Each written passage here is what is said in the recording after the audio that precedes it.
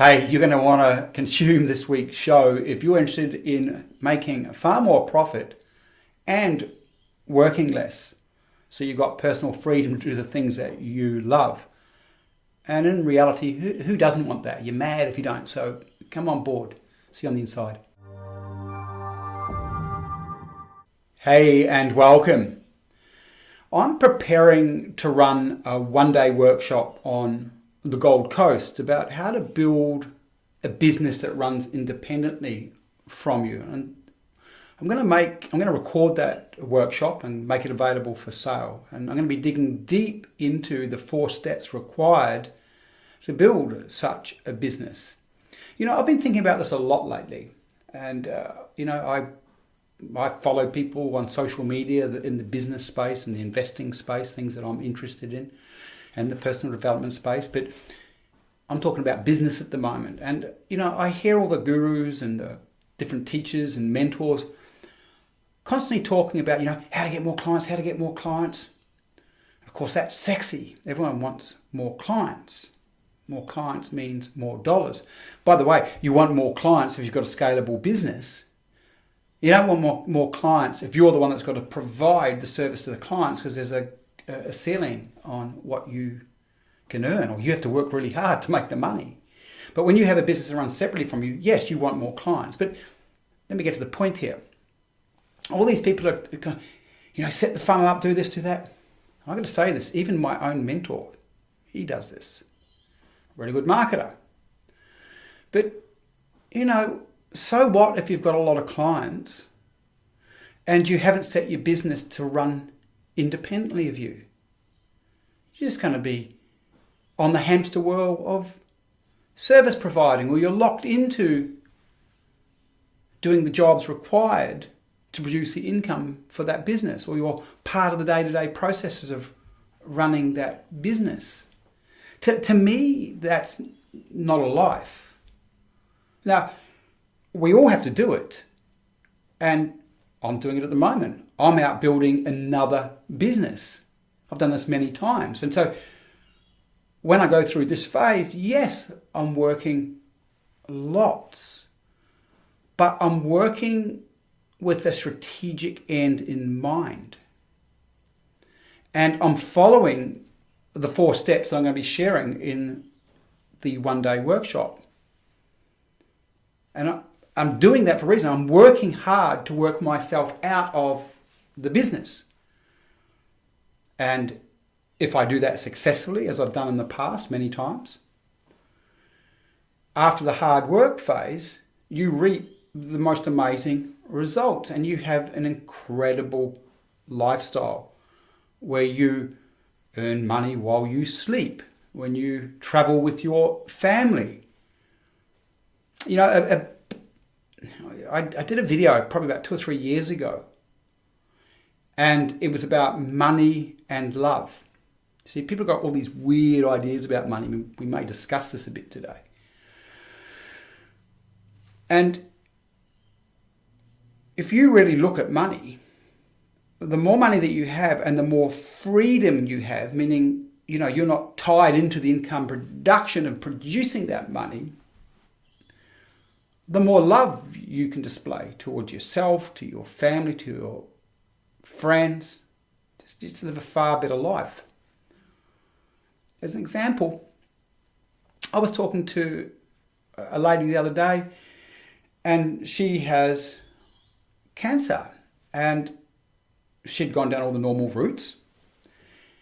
And I suggested that she go and see a friend of mine who is pretty incredible when it comes to, it's a non, what do they call it? It's non, she's, this particular friend has trained as a naturopath, but she's really, really good. She's given me amazing results. She's really helped people heal their bodies and their minds, because that's part of that process. And this lady, life-threatening disease, and she can't afford to take my suggestion on board and go and see my friend. She can't afford good quality food. She can't afford the good quality supplement. So,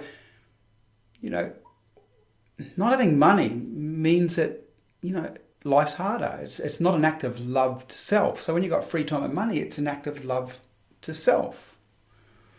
My family, it's really important to me. Now, my family, because we all tend to do this, are travellers. And so I know that it's quite possible that one or both of my sons will end up living in another country. Now, I want to be able to always fly to them or bring them to me and their family so we can have fun family holidays. And that engages the love stuff again. So I suppose actually that brings me to the first thing. Why do we want to build income producing assets that run separately from us? Well, because it does give us that freedom. It does give us the profit to express our love, because you've got to have a why. The why is what drives us to take us from where we are right now to where we truly, really, really want to be.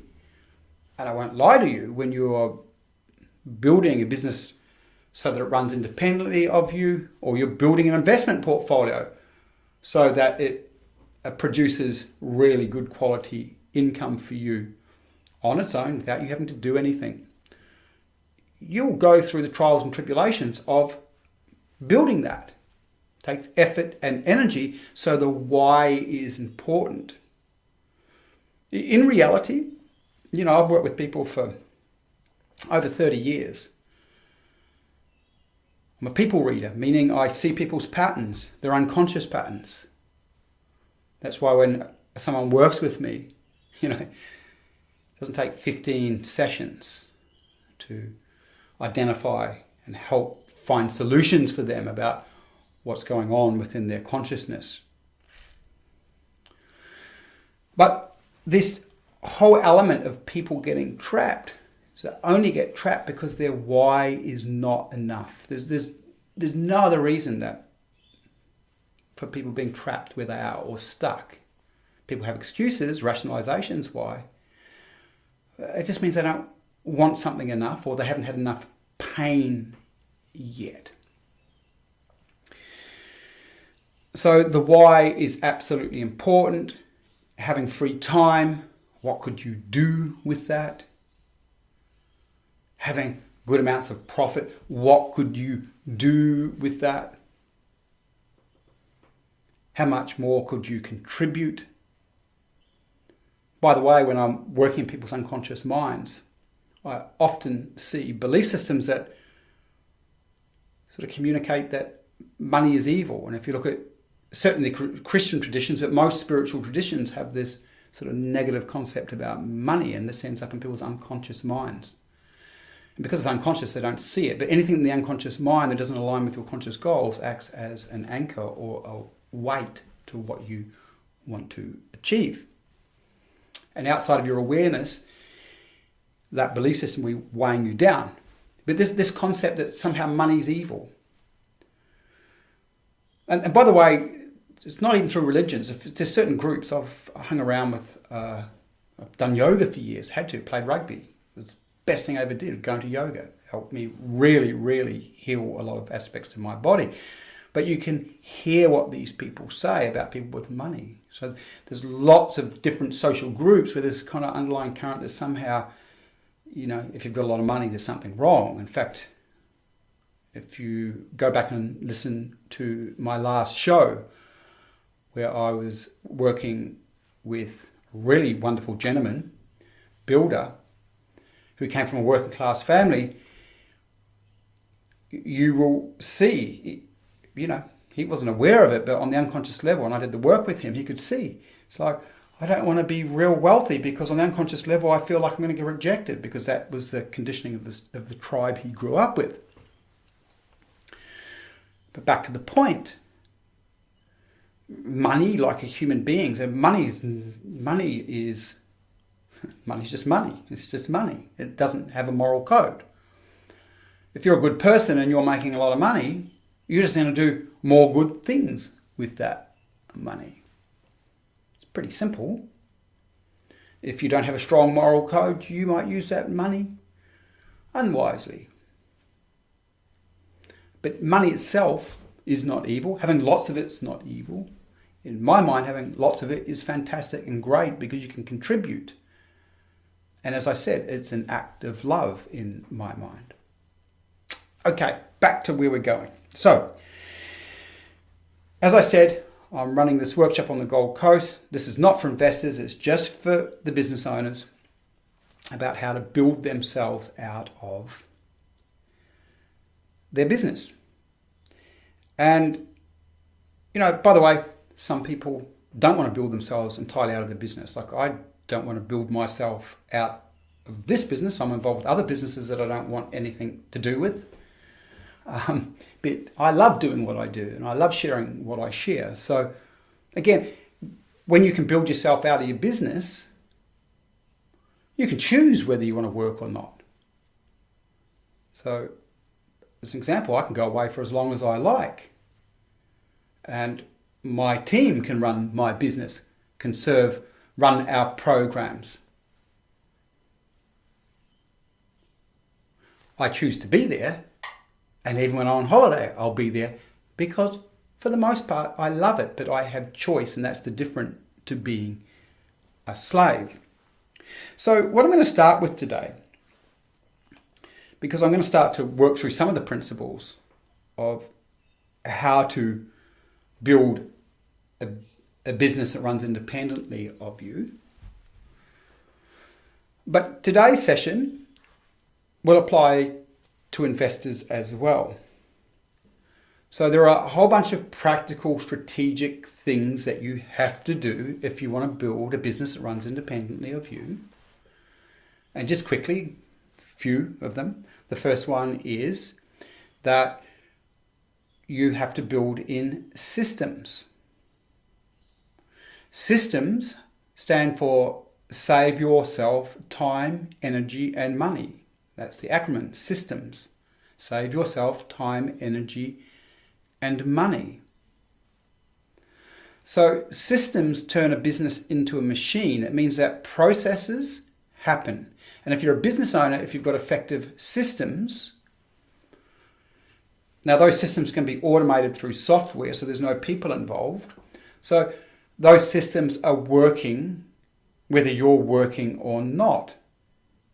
And systems, automated systems, deliver accurately time and time again. So as an example, an email sequence that gets set up. Someone buys or is interested in something that you have to offer and they sign up. Well, you could be asleep and you've got this automated system that is sending off communications, whether that's via Facebook through retargeting or through just email sequences, chat bots. All these things are automated processes that give people information so you don't have to. With systems, the next level of systems is that we have systems set up and processes set up. And we have team members running those systems with real clear instructions about, which gets delivered through the systems manuals, so that they know what they're doing. And you're asleep and they're doing that. That takes me to the next point. You have to have really good team. I'm not going to go into this today. It's something that we really specialize in. When you understand a lot about human behavior, you become a super duper recruiter. You know what to look for. You understand about all the different personality profiles, what they suit. You understand how to data mine someone's value systems. Everyone says they're a hard worker. Everyone says they're this and they're that. We've built recruitment systems for our clients. So, by the way, if you're watching this and you're serious about building yourself or listening to it, we do both. But if you are serious about building yourself out of your business, just flick us an email. Come and work with us in our programs and we will help you do it. We have recruitment systems that guarantee you only end up with high performers on your team. What you're going to find is high performers have the same value systems as you, the business owner. They care just as much about the clients, the profitability of your business as you do. So when you've got systems in place and you've got really good team members in place who are all high performers sharing the same values as you can go and do whatever you like, right? They're going to do it just as well as you are, if not better, because when you really understand this stuff, you're putting experts into those different roles because you're not an expert at everything in your business. So there's two things, systems and team. Both of those things have to be carefully refined. Now, typically what will happen as a business owner, I'm doing this right at the moment, you'll be working in your business, in the different departments in your business, perfecting them, optimizing them, getting them working really, really, really well. You'll have your team helping you do that because you'll need to. And as soon as you've optimized, then you bed down the systems and you bed down the systems manual and you put team members and you back yourself out of that. And you'll do that within every department in your business. And I teach all my business clients to think about their business as departments, all the different elements in the business as departments that they must perfect and then systemize and then staff up so they're not doing it. But we're going to go back to the psychology for a while, and this will apply to investors. It applies to most people. I work with business owners and investors day in, day out. And in reality, logically and strategically, I give them our processes, our systems, our templates. And first of all, they're going, well, that makes sense. Of course, that's what you would do.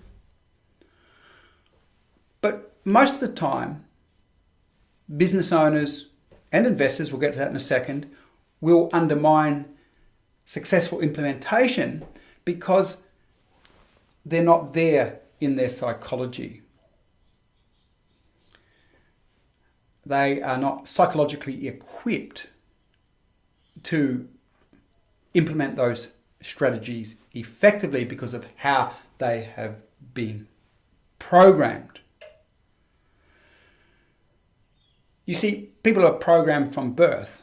We know that we are born with genetic dispositions and then we are socialized by the tribes that surround us. First one being mummy and daddy. So we come into this world and here's mummy and daddy, and what you've got to understand is that to a baby, mummy and daddy are gods, metaphorically. So, and I'm serious about it, they're gods. Little baby looking up, you got to look up at mummy, and when you look up at mummy, you want her to like you, because if she smiles at you, it means that you're going to get fed and that you're going to have a roof over your head. If she's grimacing and not looking particularly happy, you will be concerned as a baby because the goddess is may not feed you. They're not happy with you. So it sets up from the start a disposition where we want to comply to the value and rule systems of the hierarchy. First hierarchy, mum and dad. You're here with dad. Dad's angry. You're like, oh, what have I done? I might lose the dad's love. What's going on? I feel unsafe. Again, I want to please.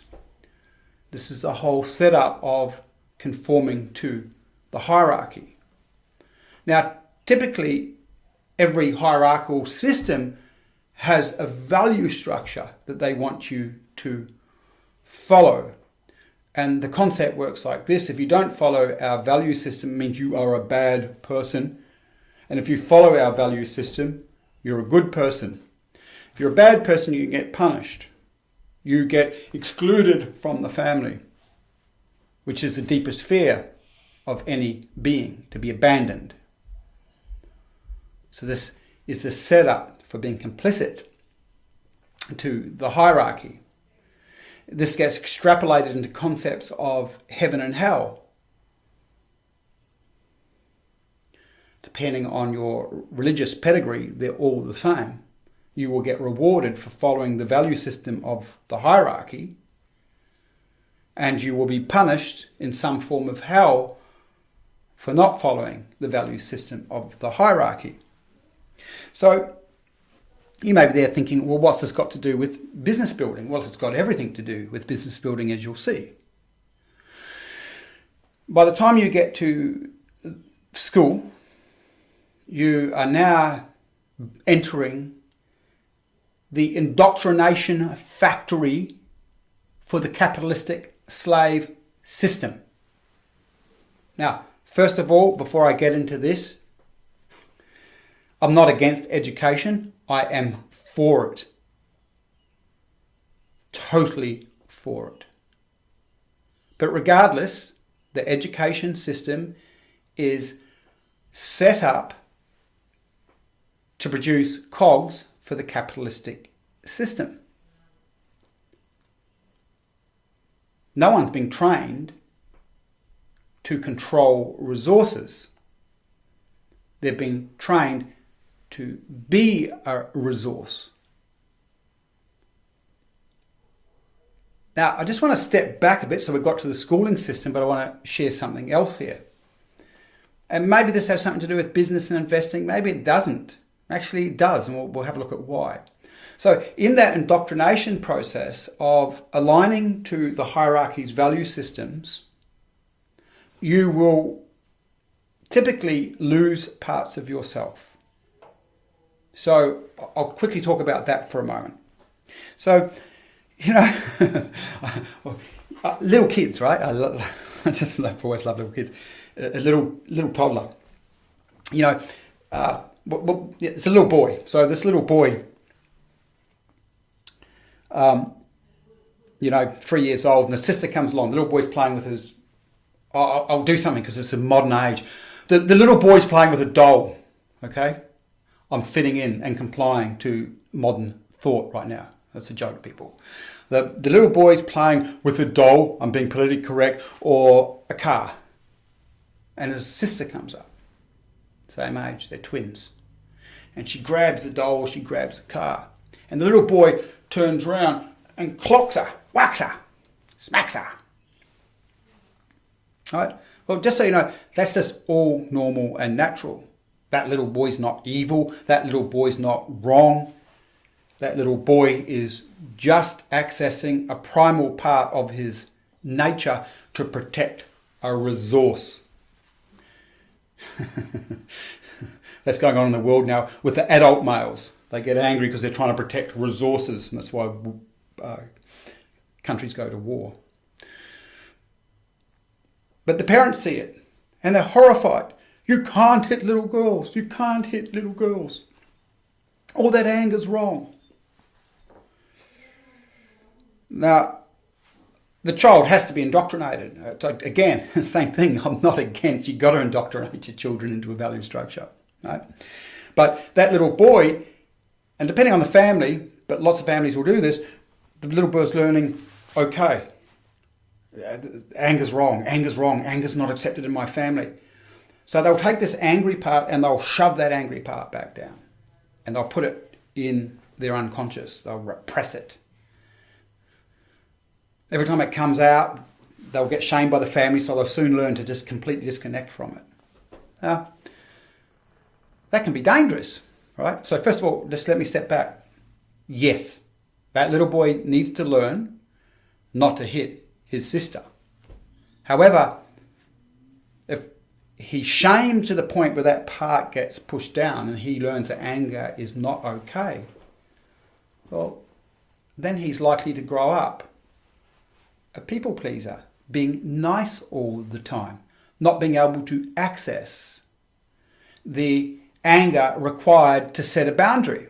Now, I just did a email to my database yesterday about how it's highly unlikely that someone that is a people pleaser, overly nice, will ever be able to build a business that runs independently of them or reach their wealth goals, because they're pushovers. The positive access of being able to access your anger is, think about anger sometimes. Anger is on a scale. It can be dysfunctional or functional, but from a functional perspective, it says, hey, I've had enough of this. I'm not putting up with this situation ever again. It's a really good motivational force. Or, hey, don't treat me like that. No, I'm not going to do it. I've got rights too. Okay? Because people pleasers won't discipline their staff, they won't set KPIs, there's a whole bunch of things that will go on. So let's stay with this. So what happens is, through the growing up process, people lose parts of them and then they become inauthentic. In fact, in reality, a lot of deeper inner work, and our clients go through this in our Ignite program if they want to, if they need to, where they're able to see and access all those parts that have been repressed or pushed away outside of consciousness, because they need them. They need to bring them back up, work out what's functional, what's dysfunctional, and then bring them into your armory as a personality, as a human being, because every part has its positive and has its negative attributes. Anyway, I won't go into that too much now. So here you are at school. And I said the schooling system is set up as a factory for the capitalistic system. And what people don't understand, because it's like air, I'm breathing air right now, but I don't think about air, you can't see it, is that for the most part, your entire society is telling you how important it is to get into this education system, to do well in this education system. But there's an underlying premise, and it works in this way. As I said, most people won't see it. This is actually really deep. And, it may take a bit of work with your mind to grab it, because it's not said. Something else is said that points to something else. So as an example, many of you listening to this, hearing this, will have heard your parents say things like, and this doesn't matter whether you're from the working class, middle class, or professional class. You need to go get a good education because it's going to help you get a good job. And if you're not getting good grades, they're worried because you're not going to get a good job. So the whole concept is you need to get these skills to get a job. As I said, that's what the education system was set up for. But what's that actually really pointing at? It's such a disempowered perspective. Because no parent's saying, you need to go to school so that you can get your skill set up so that you can be an entrepreneur or an investor. That's not what the schooling system's set up to produce.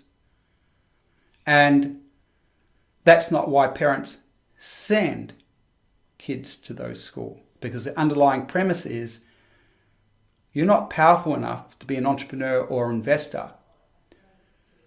Your power will only arrive when you get good skills and you can trade those skills for money to someone more powerful than yourself. And for the most parts, that's the corporations, that's existing businesses. So from day one, we're sold a mentality that does put us into forms of slavery. Now, really important to say this too. If you are the type of person, and I doubt that you're listening to this, by the way, if you're that type of person, but if you're my brother, he's fine working in a job. That's my middle brother. I love my middle brother to bits. I learned this when I was a young kid. I was traveling the world. I was surfing. I'd been everywhere, and I'd explored I liked exploring everything, why we thought, all the different cultures. I'd try things that I was told that I wasn't supposed to try, that were supposedly taboo. Found out it's all rubbish. We're mostly lied to about supposedly what's bad for us. And I go back and I stay with my brother. I was about 24 at the time. And my brother lives what I consider a very small life. Just in his local town. There's a holiday a year. And gets up, does the same thing every day, goes to work. His wife goes to work. And you know what? For them, it's fine. It's fulfilling. They like it. Okay, so that type of person coming through that system, it works for them. For me, I couldn't stand that. I'm not here to be a slave. I really aren't. I'm here to self-fulfill my life, my passions and purposes. So, again, if you love working, great. That system works for you. If you mean working for others. If you don't, then it's probably worth listening to this, because this is the conditioning that sets you up to not build income-producing assets that run independently of you. Whole systems get to that. Also, sometimes at my workshops, especially if I've got investors there, and someone will go, well, hey, I love my work. Like, it's my passion. And I've met heaps of people like that. If you are working in a job that you truly love, like, scientists, wow. Sorry, you can tell I got a science bent. Well, fantastic. You're paid to investigate, to do this research. There's heaps of really good jobs out there. There'll be journalists that love their jobs. I can think of a whole bunch of jobs that I would like and love. Okay, so just be aware, I'm not anti-job, but I'm an entrepreneur. I like investing, and you're listening to this for the same reason, and I'm just highlighting that the system is not set up for you. The education system is not set up for you. It wasn't set up for you. In fact, here in the West, the education system really got its power. It's actually happening in China right now too. But in the West, it happened during the Industrial Revolution, where the factory owners, the churches, and I forget, they had a name for them back then, but they were the big factory owners, the industrialists, all got together, and people started to move off the land and come to the cities. And so the church and the industrialists and the educators got together, and they started to put the education system in place because they knew they needed to provide cogs for the wheel of industry. So in that conditioning, we move forward now, you get A's for most part not thinking. Most things may have changed now. It's a long time since I've been in the education system. But for the most part, it wasn't about being taught to think. It was about learning and then regurgitating what you learned. And if you got the regurgitation right, you got an A. So again, you'll learn to be a rule follower, compliant, learning this knowledge, spitting it back out, because it's actually going to make you a really, really good resource. Now, here's something I quickly want to say. Entrepreneurial thinking is quite different. Entrepreneurial thinking requires one to really have highly developed skill sets in creative thinking, being able to see problems and find solutions really quickly, and often with no rules to follow, with no guidelines to follow. You've got to work it out yourself, because the problem can be unique to you and your situation. So this schooling system, you come through it, you're complying, you're a wonderful resource, and you've learned to follow the rules as an A student. By the way, this is interesting. I want to go sideways. It just came to me. Some of my best employees were A students. They don't make great leaders and don't make great entrepreneurs. Isn't that interesting? Because as employees working for me, they're really good in the employee role because that's what they've been trained to do, and they do it really well.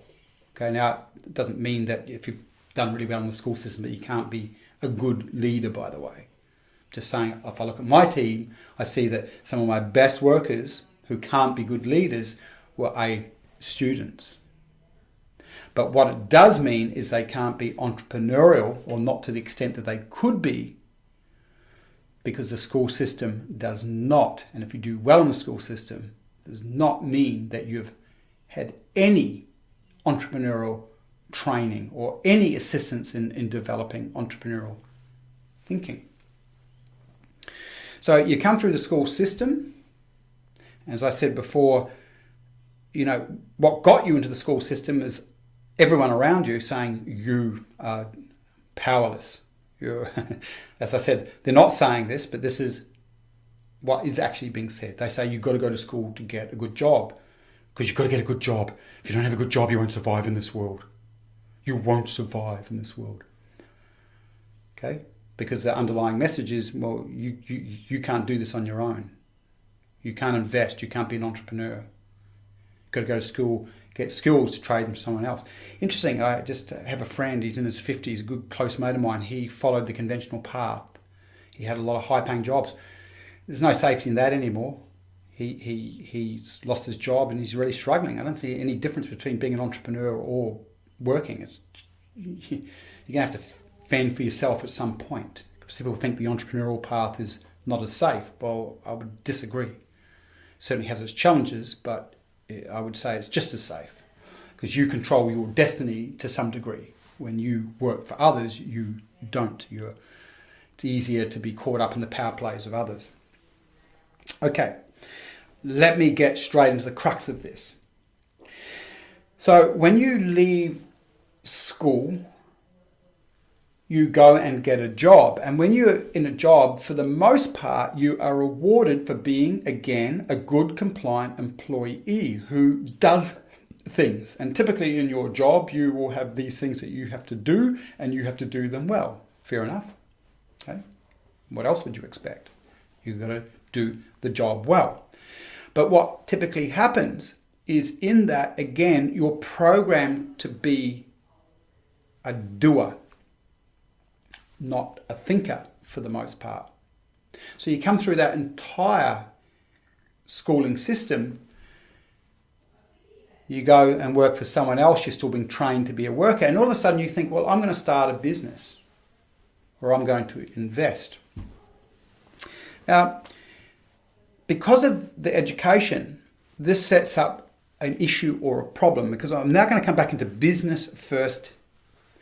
If we look at what I said early on, if we start to look at what we need to do to build businesses that run separately from us, independently from us, because as I said, that's the only way as a business owner you can have a really, really good life, right? That means you've got money and free time to do the things you love. So anything else just traps you. It just traps you. So to get the business to run without you, it requires a certain form of thinking, and it's a form of thinking that you haven't been trained in. So let me just quickly go through this. I was working with a client who runs a really successful business. And when I say successful, successful financially, and the business, she's got status and the business has status, they're very well known. But she works 60 hours a week and she was burnt out, and she's a mum and she couldn't spend time with her children. So she came to me, and what I did was I started to re-engineer her team. And basically what I was doing with the business, I was working to make her redundant from all the roles that she was involved in that business. And that's a fairly simple thing to do, because basically you find out the skill set, the tasks that she's involved with in each of those different roles, and then you find, well, who else can do it? So we did that. We bring the right team on from some of her existing team, and we start to back her out of the business. And anyway, she says to me, with this free time, I feel guilty. I just feel weird. Now that's normal for someone that's been indoctrinated through that school system and then through the working system to be a hard worker, to feel valid. And here's something that you need to understand. You can continue with that patterning, by the way, if you feel like you've got to work hard to get valid. And by the way, most of you listening to this won't know until you're not working, because it's just an unconscious habit pattern to work hard. And that's what she had. And that's what most people I work with have. It's an unconscious habit pattern. It's not conscious. If you consciously decide to work hard, that's a different thing. But that system I talked about engineers people to work hard unconsciously, which means they will choose strategies that lock them into their business because that keeps them working hard. You wouldn't believe how many people I work with this pattern, so that they can feel valid. I remember about 12 years ago, I used to have lunch with Silvano Gabbani, who was my business partner at the time, and Talesh Rathod. Now, both of those gentlemen had businesses that ran without them, and they did not have this hard-working conditioning that I have to be a hard worker to be valid. And we'd go out and we'd go and have these lunches, and we'd be there for 3 or 4 hours. We'd be drinking and laughing, and it'd be a great time. And what's really interesting, over that 3 or 4 hours, over those lunches, we're talking about business, we're strategizing. This is really important. This is going to take me to the next lesson, which I have to close off on really soon because my battery's about to run out. So back to this lady. I get her out of the business and she's feeling weird. Because in the schooling system and her parents, no one ever said, what's your purpose? What are you really about? What do you really, really love? It was just, as I said, the unconscious hard work ethic. So of course, once we got her out of her business, she started to feel weird, flat and depressed, as though there was something wrong with her. Now, I'll go back to that story I talked about before. When I was at lunch 3 or 4 hours with my other business friends who didn't have this work ethic conditioned into them, they were free of that. So they're there having fun, just really, really enjoying themselves. And I would tell, and this is in Australia, by the way, I know it's for a fact it happens in New Zealand, same kind of mentality.